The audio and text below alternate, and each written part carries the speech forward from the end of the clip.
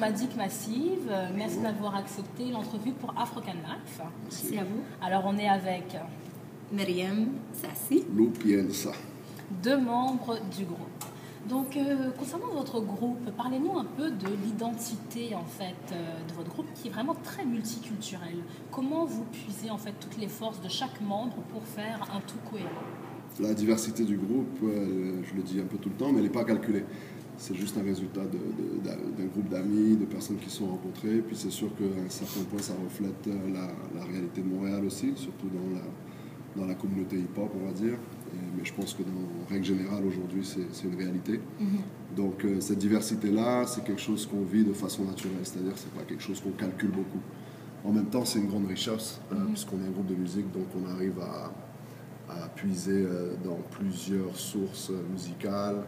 On écoute tous de la musique de plusieurs endroits. On n'est vraiment pas limité au hip-hop. Le hip-hop, on le voit comme un résultat de beaucoup de musique. Donc on va chercher beaucoup plus loin aussi. Puis, pas seulement notre culture, on est tous vraiment éclectiques et ouverts aux autres cultures, ce qui fait en sorte qu'on s'entende.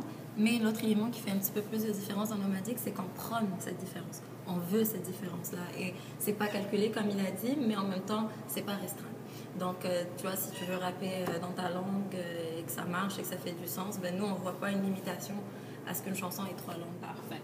Puis, bon, voilà, Montréal est multiculturel, mais au niveau plus artistique, on est d'accord pour dire qu'il y a quand même une certaine homogénéité au niveau artistique. Donc, comment vous, en tant que groupe, vous arriverez à faire ce lien entre le Québec plus urbain et le Québec plus traditionnel? Comment vous frayez un chemin dans cet environnement?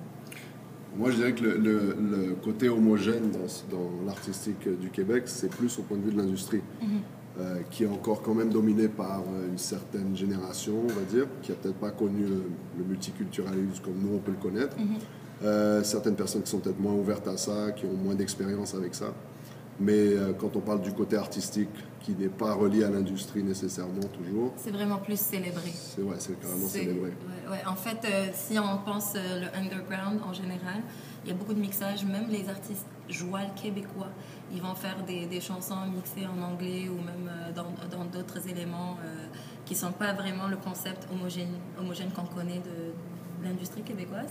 Mais comme il a dit, c'est vraiment comme n'importe dans quelle industrie, le côté plus commercial, le côté qu'on voit plus à la radio, à la télé, est contrôlé par un certain nombre de personnes. Mais toute la scène en dessous, qui est la scène la plus vibrante, je pense que c'est pas si homogène que ça et c'est vraiment plus ouvert et ça s'ouvre de plus en plus. Puis moi, je pense que je dirais aussi qu'on ne se limite pas au Québec. Ouais, on n'a pas une idée de vouloir percer au niveau provincial québécois ou certaines personnes diraient nationales.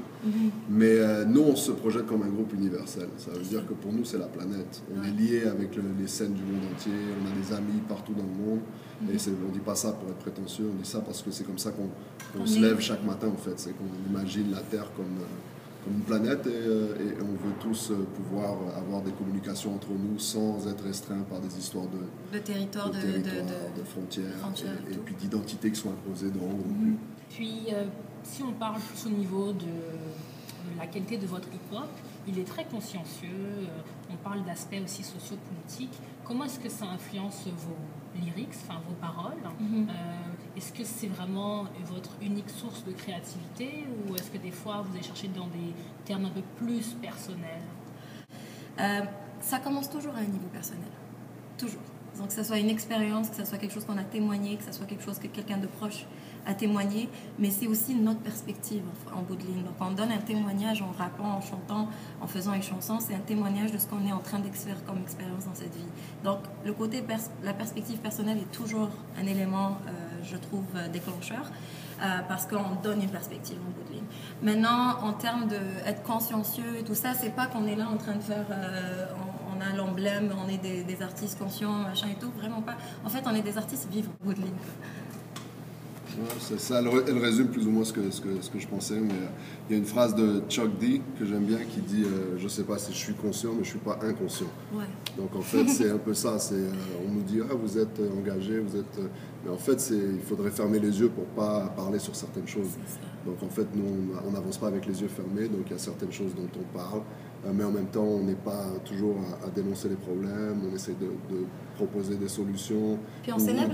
Ouais, c'est ça, d'être une solution au quotidien en fait. Chaque jour, on se lève, chaque jour, c'est sûr que c'est un combat, comme ça l'est pour tout le monde à tous les niveaux. Et puis chacun essaie de s'en sortir comme il peut, et nous, on a trouvé que de le faire en groupe, c'est plus facile. Puis, pour parler un peu du Festival du Mondial Montréal, qui aura lieu la semaine prochaine, qu'est-ce que vous nous concoctez? En fait, nos spectacles, pour ceux qui ne connaissent pas, nos spectacles, nous, on joue beaucoup avec le public. En fait, le public, fait partie du spectacle. Il n'y a pas de, on est sur scène, les gens nous regardent seulement. C'est que les gens doivent faire partie de l'expérience. Ça veut dire qu'on les appelle toujours à faire partie des refrains, de certaines sections musicales, tout ça. Donc, on joue beaucoup avec le public. Et nous, en tant qu'artistes, même quand on va voir des spectacles, c'est le genre de spectacle qu'on aime voir aussi. Donc on est très inspiré par ce genre de spectacle, donc c'est ça qu'on reproduit aussi. Donc c'est une expérience vraiment, c'est pas juste aller jouer le spectateur et puis rentrer et dire ah, c'était bien, c'est qui ces gens. En fait, on est ouvert, on est abordable, les gens peuvent nous parler après le spectacle. Donc on reste. Mais en fait, l'idée c'est qu'on partage une expérience avec le public, tu vois. Donc nous aussi, c'est une nouvelle expérience à chaque fois qu'on monte sur scène, mais en délire. C'est tout ce qu'on fait en fait. On délire sur scène, on s'amuse entre nous. Je veux dire, même s'il y a 3 personnes, on va avoir l'air d'avoir la fête de l'année sur scène, tu vois. Donc, les gens, ils doivent s'attendre à pouvoir pas juste s'asseoir et regarder, mais vraiment vivre la musique avec nous. Et bon, tu kiffes ou tu kiffes pas, tu vas finir par kiffer. Okay. Puis, vous avez un message pour notre lectorat? Afro-Can Life est un élément tellement... c'est quelque chose qui ressemble beaucoup à ce que nous, on fait dans un contexte afro. Donc, allez checker le site web. J'ai eu la chance de voir une entrevue d'un bon ami à moi, Dr. Mad. Ouais. C'est lui qui m'a introduit au site. Puis j'ai vu sur le site, il y a plusieurs choses intéressantes, pas juste sur la culture, mais aussi sur la politique, sur l'histoire. Et on sait bien que quand on parle du continent africain et sa diaspora, il y a beaucoup d'éléments qui sont encore très enfouis sous terre et cachés. Donc c'est toujours bien d'avoir une source alternative pour pouvoir aller apprendre des chapitres de l'histoire qu'on n'a pas voulu nous montrer. Ouais, en tout cas, on vous supporte et j'espère vraiment que ça va devenir de plus en plus gros. Merci. Yes.